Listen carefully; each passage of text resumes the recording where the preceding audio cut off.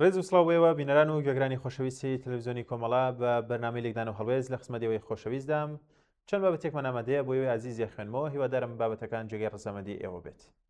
بابەتی یەکەم هەکبەی زەیدی لە کۆشکی سپی بەختیار شاویزم بابەتەی ئامادە کردووە.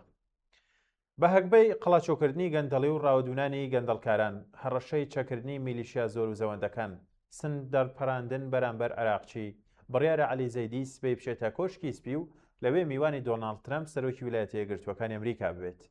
ئەم سەرۆکوەزیرانە گەنجە تازە ناسراوی دنیای سیاسەت کە بە هەفتەیەکیش بەر لە وەرگرتنی جڵەوی دەسەڵات لە عێراقدا هیچ پەیوەندێکی ڕاستەوخۆی بە هیچ لایەنێکی سیاسیەوە نەبوو و ڕۆژێک لە ڕۆژان ئەندامی حیزب یان لیستی پەرلەمانی یان پۆستی حکومیش نەبووە، بەڵکو وەکو بزنسمانێک کە بەربژێرێکی سنووردار ناوەکەی دەهات و دەچوو، ئێستا بووە تەجێی سەرنجی ناوخۆ و دەرەوەی عێراق و لە دوای سەردانەکەیشی بۆ واشنگتن پێدەچێ جێپەنجەی زیاتر قایم بکات و دەسەڵات و پاوەری بچێتە قۆناغێکی نوێ.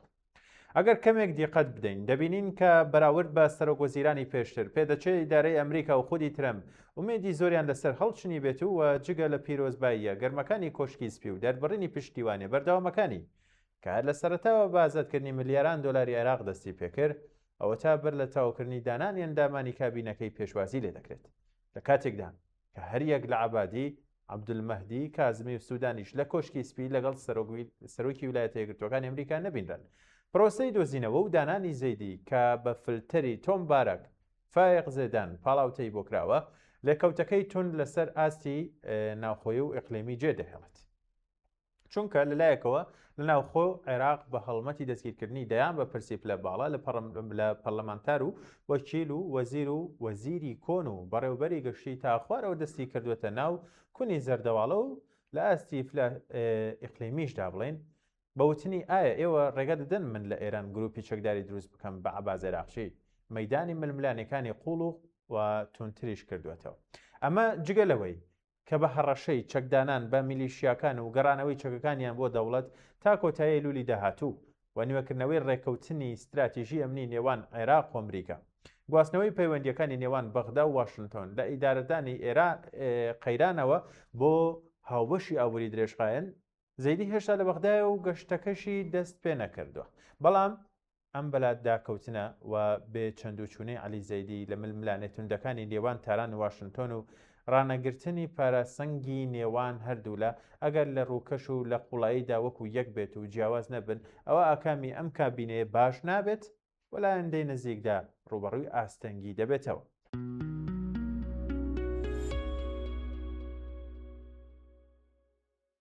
بەڵێ بینەران بابەتێکی دیکەمان ئامادەیە لە لێواری ئاشتیەوە بۆ هەڵگیرسانەوەی جەنگ موشەکەکان کۆتایی بە دیبلۆماسی دەهێنن.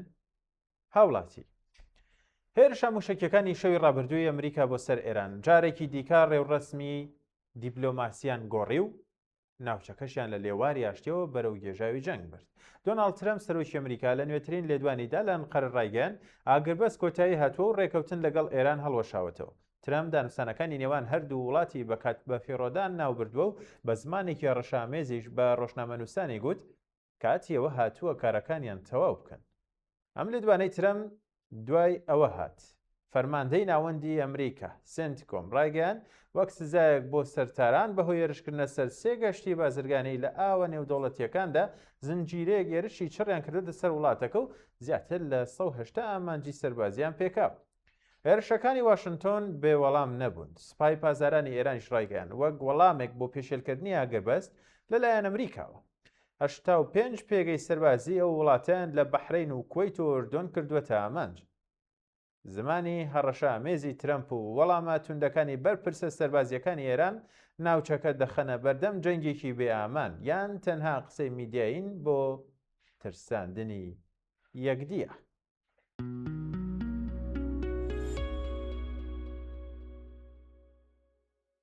راپۆرتێک سەبارەت بە چاکسازی و دژایەتی کردنی گەندەڵی لە عێراق کەم راپۆرتە لەلایەن گۆڤاری فۆرین پۆلیسیەوە ئامادە کراوە بەم جۆرە دەست پێ دەکات.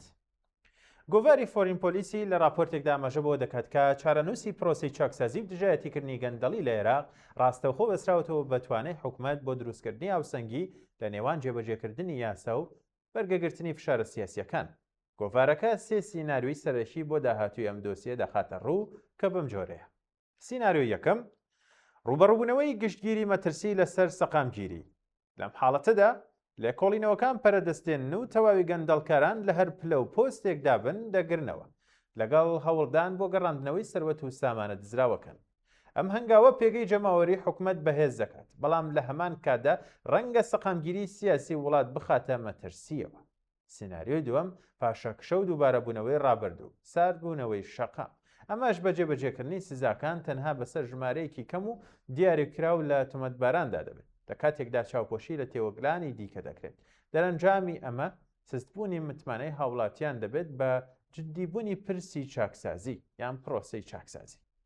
سیناریۆ سێیەم، هەنگاوی سەرەخۆ و وریایانە، نزیکترین سیناریۆ لە ڕاستیەوە. ئەم بژاردەیە کە پڕشیکارترینە پشت بە فراوانکردنی قۆناغ بە قۆناغی لێکۆڵینەوەکان دەبەستێت. لێرەدا حکومەت هەوڵ دەدات خۆی لە ڕوبەڕووبوونەوەی ڕاستەوخۆ لەگەڵ سەرکردە باڵاکان و ناوەندە بەهێزەکانی دەسەڵاتی سیاسی بە دوور بگرێت. تێبینی و خاڵە سەرەکیەکانی ڕاپۆرتەکەش. پاراستنی هاوسەنگی.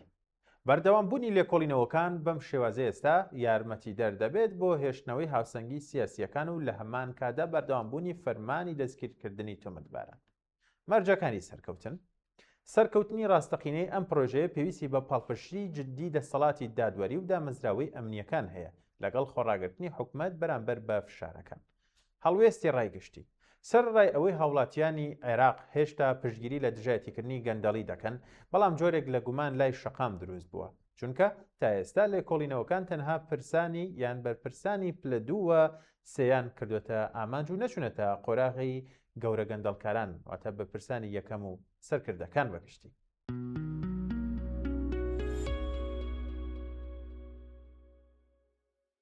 سەردەمێکی نوێ لە عێراق. ئەم بابەتە لەلایەن جیمس دورسو ئامادەکراوە. سەردانی سەرۆک وەزیرانی نوێی عێراق عەلی زەیدی بۆ واشنتۆن لە هەفتەی داهاتوو دەرفەتێک دەرەخسێنێت بۆ ئەوەی چاوەڕوانیەکان سەبارەت بە پەیوەندیەکانی نێوان ئەمریکا و عێراق دووبارە ڕێک بخرێنەوە. زۆر جا گفتوگۆکان لە واشنتۆن سەبارەت بە عێراق تەنها لە چوارچێوەی ململانێ تیرۆر یان پێشبڕکێ لەگەڵ ئێراندا دەبینرێن. هەرچەندە ئەم بابەتانە گرنگن، بەڵام تەواوی وێنەی پەیوەندیەکە نیشان نادەن. ئێستا هەم عێراق و هەم ئەمریکا دەرفەتی ئەوەیان هەیە هاوبەشێکی پراکتیکی بنیاد بنێن کە لەسەر گەشەپێدانی یابووری، ئاسایشی وزە و جێگیری هەرێمایەتی دابمەزرێت. ئەم پەیوەندیە لە ڕاستیەکی سادەوە سەرچاوە دەگرێت. هەردوو وڵاتەکە هێشتا پێویستیان بە یەکتری هەیە. بۆ عێراق ئەمریکا هێشتا هاوبەشێکی گرنگی ئاسایشە، سەرچاوەی وەبەرهێنان و تەکنەلۆژیا و کارکتەرێکی سەرەکی نێودەوڵەتیە کە سیاسەتەکانی کاریگەریان لەسەر هەڵبژاردە ئابووری و دیپلۆماسیەکانی عێراق هەیە. بۆ ئەمریکاش عێراق بەهۆی شوێنی استراتیژی سەرچاوەکانی وزە، ڕۆڵی لە بازرگانی هەرێمایەتی و هەروەها گرنگی بەردەوامی لە ڕێگرتن لە دووبارە سەرهەڵدانەوەی ڕێکخراوەتونڕەوەکان وەکو داعش گرنگیەکی استراتیژی هەیە. لە هەمان کاتدا هەردوو حکوومەت دەبێت لەگەڵ ڕاستیەکی سیاسی ئاڵۆز مامەڵە بکەن. عێراق هەوڵ دەدات پەیوەندیکی بەرهەمدار لەگەڵ واشنتۆن بەرپا بکاتیان بپارێزێت بەبێ ئەوەی بکەوێتە ناو ململانەی نێوان ئێران، ئەمریکا و ئیسرائیل. لە بەرامبەریشدا ئەمریکا دەیەوێت پشتگیری لە سەقامگیری عێراق بکات و هەروەها هێژمونی هێزە هاوپەیمانەکانی ئێران کەم بکاتەوە. ئەم ئامانجانە لە بنەڕەتدا دژبەیەک نین، بەڵام بەڕێوەبردنێکی ورد و چاوەڕوانێکی ڕاستبینانەیان پێویستە. بابەتێکی چارەنووسازی دیکە پاراستنی سەروەریە. زۆر جار سەرکردەکانی عێراق خۆیان لە نێوان فشارە جیاوازەکانی دەرەوەدا دەبین. زۆرینەی عێراقیەکان سەرباری ئاراستەی سیاسیان نایەنوێت وڵاتەکان ببێتە مەیدانی ململانی هێزی دەرەکی. چاوەڕوان دەکرێت زەیدی جەخت بکاتەوە کە عێراق دەیەوێت لەگەڵ هەموو هاوبەشە سەرەکیەکان پەیوەندیەکی دروستکەری هەبێت، لەگەڵ ئەوەشدا ئازادی بڕیاردان لەسەر بنەمای بەرژەوەندی نیشتیمانی عێراق بپارێزێت. لە کۆتاییدا بابەتە ئابووریەکان لەوانەیە گرنگتر بن لە نیگەرانیەکانی ئاسایش. عێراق خاوەن سەرچاوەی سامانی سروشتی زەبەلاحە و گەنجانی خوار و هەڵکەوتێکی جوگرافی گرنگیشی هەیە، بەڵام هێشتا ڕوبەڕووی کێشەی بەردەوامی وەکو کەمی کارەبا و کەموکوڕی لە شێرخانی ئاووری، بەرزی ڕێژەی بێکاری و کەمیوە بەرهێنان لە کەرتە سەرەکیەکان دەبێتەوە. ئەم کێشانە دەرفەتی هاوکاریەکی سوودبەخش بۆ هەردوو لایەن دروست دەکەن. کۆمپانیا ئەمریکیەکان ئەزمونیان لە بەرهەمهێنانی وزە، بەرهەمهێنانی کارەبا، نوێکردنەوەی تۆڕەکانی کارەبا، ژێرخانی دیجیتال، لۆجیستیک و تەکنۆلۆژیای پێشکەوتوو هەیە. عێراقیش پێویستی بە هاوبەش هەیە بۆ ئەوەی ئابووری پشتبەستوو بنەوت بگۆڕێت بۆ ئابوووریەکی پشتبەستوو بە خزمەتگوزاری تەکنەلۆژیا و بەرهەمە پیشەسازیە پێشکەوتووەکان. وەزە لەم چوارچێوەیەدا گرنگیەکی زۆری هەیە، هەرچەندە عێراقیەکێک لە گەورەترین بەرهەمهێنەرانی نەوتە بڵین، بەڵام هێشتا بەدەست کەمی کارەباوە دەناڵێنێت و پشت بە هاوردەکردنی وزەر لە ئێران دەبەستێت. فراوانکردنی بەرهەمهێنانی گازی سروشتیش لە ناوخۆ، کەمکردنەوەی سووتان و بە فێڕۆچوونی گاز، وێکردنەوەی تۆڕی کارەبا و زیادکردنی توانای بەرهەمهێنانی وزە دەتوانێت ئابووری عێراق بەهێز بکات و ئاسایشی وزەی وڵاتیش بەرز بکاتەوە. لێرەدا بەرژەوەندیەکانی بەغدا و واشنتۆن بە یەکتر دەگەن یان ڕوبەڕووی یەک دەکەن. عێراق دەیەوێت لە بواری وزەدا سربەخۆتر بێت، لە کاتێکدا ئەمریکا دەیەوێت عێراق کەمتر لەژێر فشارە دەرەکیەکان و پچڕانی دابینکردن دابێت. هاوبەشیەکانی وەبەرهێنان و تەکنەلۆژیا دەتوانن یارمەتی هەردوو ئامانجەکە بدەن. پەیوەندیە هەرێمایەتیەکانیش بوارێکی دڵخوازە بۆ هاوکاری. عێراق خۆی زیاتر وەک ناوەندێکی گواستنەوە بازرگانی دەبینێت، نەک تەنها وەک هەناردەکردنی نەود یان هەناردەکەرێکی نەود، بەڵکو وەکو پردێک لە نێوان کەنداوی عەرەبی، تورکیا و ڕۆژهەڵاتی ناوەڕاست خۆی دەبینێت. پرۆژەکانی ژێرخان کە بەندەرەکان، هێڵی ئاسن، ڕێگاکان و ناوچە پیشەسازیەکان بێکەوە دەبەستن، دەتوانن عێراق بگۆڕن بۆ ڕێڕەوێکی بازرگانی گرنگ لە هەرێمەکەدا. ئەم جۆرە گەشەیە تەنها بۆ عێراق سوود بەخش نابێت، بەڵکو بۆ سەقامگیری ناوچەکەش سوودی دەبێت. وڵاتانەی پەیوەندی بازرگانی وەبەرهێنانیان هەیە، زۆر جار هاندەرێکی بەهێزیان بۆ پاراستنی ئاشتی هەیە. عێراقێکی گەشە سەند و تێکەڵ بە بازرگانی ناوچەکە دەتوانێت سەرچاوەی سەقامگیری بێت. بەڵام هیچ گفتوگۆیەک سەبارەت بە پەیوەندیەکانی ئەمریکا و عێراق ناتوانێت بابەتی ئێران پشتگوێ بخات. ئەمە هەستیارترین بابەتە کە بە ئەگەری زۆر لە هەر کۆبوونەوەیکی نێوان زەیدی و ترامدا باز دەکرێت. ئەمریکا نیگەرانی کاریگەری گروپ و هێزە چەکدارە پاڵپشتکراوەکانی ئێرانە کە لە ناو عێراقدا چالاکن. بە ئەگەری زۆر بەرپرسانی ئەمریکی بەردەوام دەبن لە فشارخستنە سەر بەغدا بۆ بەهێزکردنی کۆنتترۆڵی ئەو دەوڵەتە بەسەر ئەو گروپانەدا، باشترکردنی لێپرسینەوەی و پاراستنی کارمەندانی ئەمریکیش لە هێرشەکان. بەڵام ڕابەرانی عێراق ڕوبەڕووی سنوورێکن کە زۆر جار لە دەرەوە کەمتر لی تێدەگەن. عێراق سنوورێکی درێژی لەگەڵ ئێران هەیە، پەیوەندی ئابوووریەکانی فراوانی لەگەڵ دراوسەکەی هەیە کە و دەبێت دیمەنێکی سیاسی ناوخۆیی زۆر ئاڵۆزیش بەڕێوە ببات. ئەو سیاسەتانەی لە دیدی واشنتۆنەوە سادە دیارن لە ناوخۆی عێراق دەتوانن دەرئەنجامی زۆر ئاڵۆزیشیان هەبێت. ئاسەنگی سەرەکی بۆ هەردوو لایەن ئەوەیە هەموو بابەتێک نەگۆڕن بۆ تاقیکردنەوەی دڵسۆزی. عێراق نایەوێت ناچار بکرێت هەڵبژێرێت لە نێوان ئەمریکا و ئێران، بەڵکو دەیەوێت لەگەڵ هەردووکیان پەیوەندیکی بەرهەمداری هەبێت لەگەڵ پاراستنی بەرژەوەندیەکانی خۆی. جا واشنتۆن ئەم ڕێبازە تێبگادیاننا ئەمە ڕنگدانەوەی ڕاستی سیاسی عێراقە. باشترین ئەنجامی سەردانی زەیدی دەبێت پراکتیکی بێت، نەک دراماتیکی. لە بری ڕێککەوتنی گەورە یان دەستکەوتی مێژووی سەرکەوتن لەوەدایە هەنگاو بە هەنگاو پێشکەوتن لە بوارە هاوبەشە گرنگەکانی بەدەست بهێنێت. عێراق ئەو وڵاتە نییە کە پێش 20 ساڵ بوو و سیاسەتی ئەمریکاش دەبێت ئەو ڕاستی تێدا ڕنگ بداتەوە. هەروەها ڕابەرانی عێراق دەرفەتیان هەیە بیسەلمێنن کە عێراقی خاوەن سەروەری دەتوانێت هەم کارکتەرێکی سربەخۆی هەرێمی بێت و هەم هاوبەشێکی ئەمریکی جێی متمانە.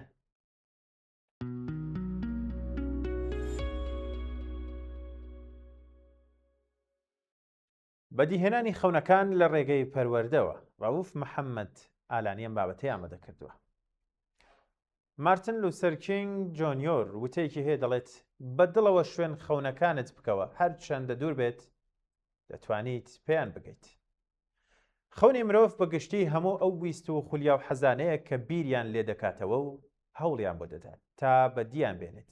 دیارە خەون واتە ئامانج، ئامانجیش خولیا و ئاواتە بەدیهاتوەکان دیاری دەکات. مەرج نییە ئەو ویستەی مرۆڤ وەکو خۆی دەیەوێت بەدی بێت. بەڵام لە هەموو کارێک گرنگتر دانانی پلان و استراتیژی و ڕێگە و شێوازی بەدیهێنانە. دەکرێت ژینگەی بەدیهێنانی خەون و ئامانجی تاک ڕوانگە و زەمینی دیاریکرا و تایبەتی خۆی هەبێت. دیارە مەبەستم لە تاک هەر کەسێک و مرۆڤێکی بیرکەرە و خاوەن هزرە. هزریش بەمانە قوڵ و فەلسەفەکەی نا، چونکە کاتێ باز لە فەلسەفە دەکرێت ڕۆکچوونی فراوانتر و لێکدانەوەی زیاتری گەرەک. تەنها مەبەستم لەی خەونی مناڵە کە نیگای دەچێتە سەر بینراوەکانی دەوروبەر لەگەڵ گەورەبوونی ئەو تاکە خەونەکانیشی گەورە دەبن. یەکەم مێزگەی بەرکەوتنی دوای هاتنە سەرزەوی و بوون دایکە کە لە ئامێزگرتن و سۆس پێشپێدانی شیرە بۆ ئەو مرۆڤە بچووکەی گەشتێکی نادیار دەست پێ دەکات بۆ ئەم ژیانە. لەو کاتەوە پێویستیە تایبەتەکان بۆ بەدیهێنان دەبنە خەونی بچووک، هەر خواردن و جلوبەرگ تا بەردەوامبوونی بەخشینی سۆز و میهرەبانی و ڕاهێنان و فێربوون و ئاشنابوونی بۆ دەوروبەر. مرۆڤ لەگەڵ گەورەبوونی جەستەی پێویستی و خەونەکانیشی گەورە دەبن. پەروەردە پێویستە ڕۆڵ و کاریگەری هەبێت لە دەرخستنی توانە و کارەمەیەکانی تاک و ئاراستەکردن و بەدیهێنان و خستنە سەر پێویستەکان لە پێناوگەیشتن بە خەونەکان. لێرەوە دەردەکەوێت کە ئامانجی باڵای پەروەردە دروستکردنی نەوەی بیرکەرەوە و بیرمەند و کەسێتی باڵایە بۆ هەر یەکێکیش لەم ئامانجا ڕوانین و پیلان و استراتیژی تایبەت بەخۆی ئەوێت. پێم باشە بەشە گرنگ و تایبەتمەندی سەرەکیەکانی پەروەردە بۆ خەونی تاک و کۆمەڵ بخەینە ڕوو کە بەم جۆرێ. خاڵی یەکەم بنیادنانی فەلسەفەیەکی پەروەردەی ڕەخنەگرانە. دەکرێت بە سەرنجدان بە دیری دیموکراسی و لە شێوازە ناوەزەکانی پەروەردەی گەلانی تر کەڵک وەربگیرێت و سوودیان لێ ببینرێت. خاڵی دووەم بە سەنتەرکردنی فێرخواز لە ناو پرۆسەی پەروەردەدا، واتە لابردنی شێوازە کۆنەکە کە مامۆستا سنتەر و بەخشەر و پەخشکەر بوو، واتە ڕۆڵی مامۆستا لە گواستنەوەی زانیاری دەگۆڕێت بۆ دەبێتە هۆکار و ئاسانکاری و ڕێبەر. خاڵی سێهەم گرنگیدان و پەرەپێدان بە کارامەیی فێرخواز، ئەویش هەر بە فێرکردنی زانیاریەکان بەس نییە، ئەمانش لەی بەدەستێنانی بیرکردنەوەی ڕەخنەگران و چارەسەرکردنی کێشەکان و توانای هاوکاریکردنە. خاڵی چوارەم بەکارهێنانی تەکنەلۆژیا بە شێوەی کارلێکراوانە و سەرنجڕاکێش و یەکخراو. پرۆسەی گەیشتن بە خەون و ئامانجەکان پێویستە سەرەتا بە ڕوونیا ئامانجەکە پێناسە بکرێت و پاشان دابەشکردنی ئەرک و هەنگاوەکانیشی دەست پێ بکات. پێویستە نەخشەی هێڵکاری دروست بکرێت و هەنگاوەکان جێبەجێ بکرێن و هەڵسەنگاندن بۆ بەدەستێنان و گەیشتن بە سەرکەوتن لە ڕێگەی ئەم قۆناغەوە دەکرێت. ئەویش ڕوونی ئامانجەکە دیاری بکرێت. ئامانجەکەت بنووسە و بنووسێت، واتە دەبێت تایبەتمەندی پەیوانەکردن بەدەستهێنان پەیوەندیدار و کاتی پێویستی بەوانێ. خاڵێکی تر دیاریکردنی ئامانجە گەورەکان. ئامانجە گەورەکە دابەش دەکرێت بۆ ئامانجی بچووکتر، چونکە ئەگەر ئامانجی گەورە بچووک و ورد نەکرێتەوە بەدیهێنانی ئەستەم دەبن، کورگوتەنی، بەردی زەل، نیشانەی نەهاویشتنیەتی. خاڵێکی تر دروستکردنی نەخشەی هێڵی کات. بۆ هەر هەنگاوێکی بچووک کاتی دەستپێکردن و کۆتایی دیاری دەکرێت، چونکە ئەم نەخشەیە هێڵی کاتی ڕێگری دەکات لە دۆخستنی کارەکان یان کارکردنەکان. خاڵێکی تر جێبەجێکردن و ئەنجامدانی پرۆژە و بیرۆکەیە. دەست بە ئەنجامدانی هەنگاوەکان دەکرێت، توانا و هێز چڕ دەکرێتەوە، چونکە پابەندبوون کلیلی سەرکەوتنە. بە دوواداچوون و هەڵسەنگاندن، پێداچوونەوەی ناوبەناوی کارەکان و بە سەرنج و تێبینی بۆ دڵنیابوون لە ڕاستی و ئەنجامدانی پێویست تا بە ئاسانی کێشەی بەردەم پلانەکە چارەسەر بکرێت و ڕێک بخرێت. خەون و خولیا ویستەکانی تاک لە ڕێگەی پەروەردە ئاراستە دەکرێن و دەبنە ئامانج کە ڕێنمایی پرۆسەی فێربوون دەخەمڵێن. ئامانجی پەروەردە لە بنچینەدا گۆڕینی ڕەفتاری تاک و کەشەپێدانی دەروون و ڕۆح و جەستەی تاکە.